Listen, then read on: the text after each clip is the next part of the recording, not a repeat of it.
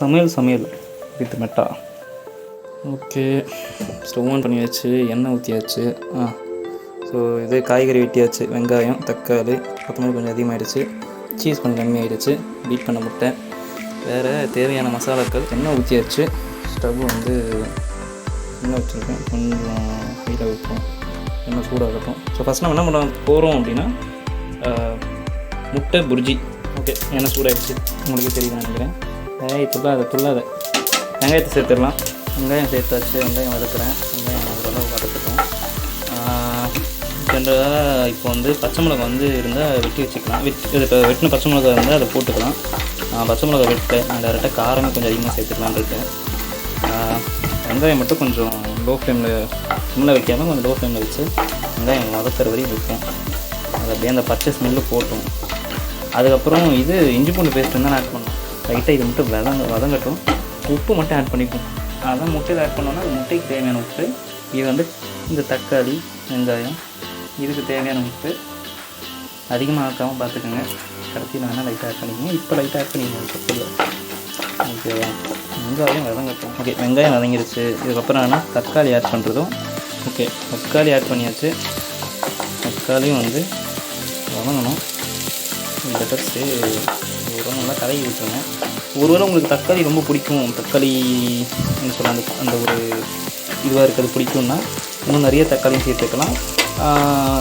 தக்காளியாக இல்லைனாலும் தக்காளி பியூரி செஞ்சு பியூரியாகவும் ஊற்றிக்கலாம், அவங்கவுங்க விருப்பம். இது வதங்கட்டும் லைட்டாக.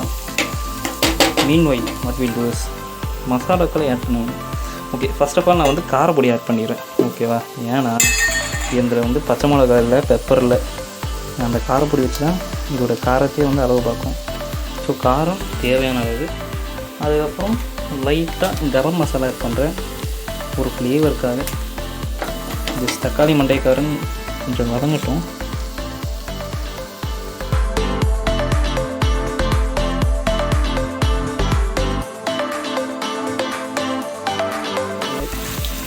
தண்ணி ஓரளவு ஊற்றிருக்கேன், போதும்.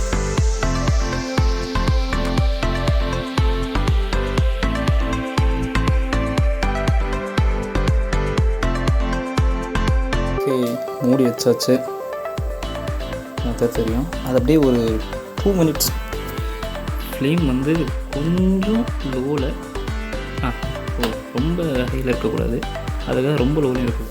ஓகே, ஒரு ரெட்டு கலர் ஃப்ளேவர் பார்க்க முடியும். இந்த ஸ்டேஜில் என்ன பண்ண போகிறோன்னா ஃபஸ்ட்டு இந்த இருக்கு அந்த கொத்தமல்லி ஆட் பண்ணுறது. ஓகே, ஃபன் பார்ட், முட்டையை ஆட் பண்ண போகிறோம். இதை பாருங்கள், முட்டை ரெடியாக இருக்குது. ரெடியாக நல்லா பீட் பண்ணி வச்சுருக்கேன் நான். எந்த விதத்துலையும் தப்பாகாதுன்னு நினைக்கிறேன். முட்டை எப்படி நான் ஆட் பண்ணுவேன். ஓகே, யூ கேன் சி முட்டை வந்து ஸ்ப்ரெட் ஆகிடுச்சு. சீஸ் ஆட் பண்ணியாச்சு. யூ கேன் சி முட்டை வந்து அதோடைய கன்சிஸ்டன்சிக்கு வருது. அப்போ நான் லைட்டாக ஃப்ளேமை கொஞ்சம் ஏற்றி வைக்கிறேன், கொஞ்சம் நல்லா சூடாக இருக்கும்.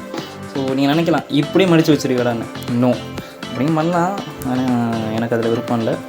ஸோ புர்ஜியோடைய கடைசி ஸ்டெப் என்னென்னா கலக்கல்.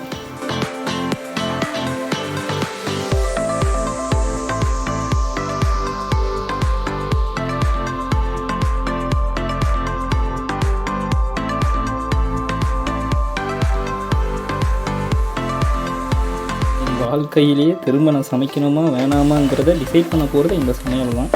நேயர்களே, நீங்கள் இருந்திருந்தால் டேஸ்ட் பண்ணியிருப்பீர்களா? இப்போ இல்லை, முடிச்சிட்ட அப்புறம் சொல்கிறேன் என்னன்னு சொல்லி மெசேஜ் பண்ணுங்கள். ஓகே மக்களை, கலந்து மூடி வச்சுட்டேன். ஏன் மூடி வைக்கிறேன்னா உள்ளே நல்லா குக் ஆகணும். அதே மாதிரி ஃப்ளேமு வந்து ஓரளவு வந்து கரெக்டாக வச்சுருக்கேன்னு நம்புகிறேன். புர்ஜி செஞ்சுட்டேன். இது என்ன ப்ராப்ளம்னா கரண்ட் போயிடுச்சு, என்னால் ஃபுல் வீடியோ எடுக்க முடியல. பட் இதுதான் முட்டை புர்ஜி. இதை வந்து மேகி கூட வச்சு சாப்பிட்லாம், தோசை சப்பாத்தி கூட வச்சு சாப்பிட்லாம், சாதத்து கூட பசங்க சாப்பிட்லாம். ஆனால் நான் அப்படியே சாப்பிட போகிறேன். ஓகே, பாய்.